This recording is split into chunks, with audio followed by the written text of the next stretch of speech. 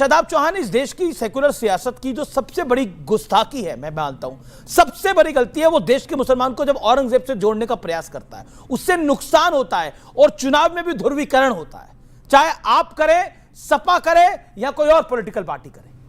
नहीं, देखिए, देश का मुसलमान अपने आप को मौलाना अबुल कलाम आजाद, ब्रिगेडियर उस्मान, वीर अब्दुल हमीद से जोड़ता है।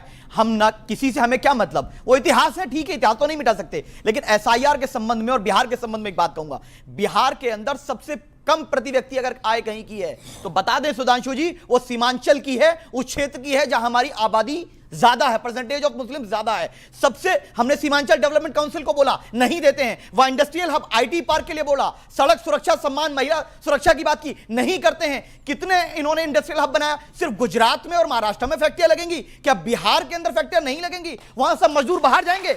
बिहार के लोगों को अपमानित कौन करता है?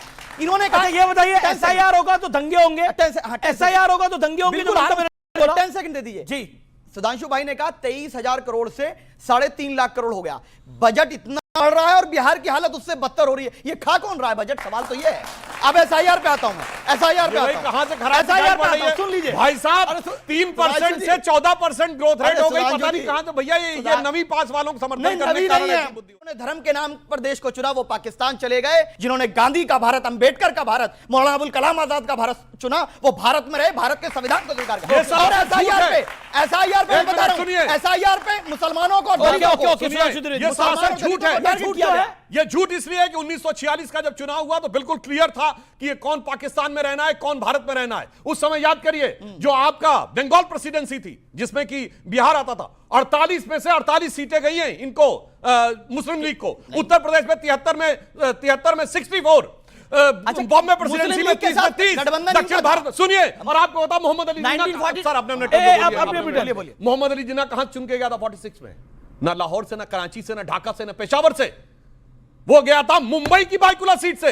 95% वोट के साथ 95% चले गए मुंबई के पाकिस्तान। क्या बात करना चाहते हो मेरे भाई? और सरदार पटेल ने कहा है 3 जनवरी 1948 को कि भारत में रहने वाले ज्यादातर मुसलमानों ने पाकिस्तान बनाने के लिए वोट किया है।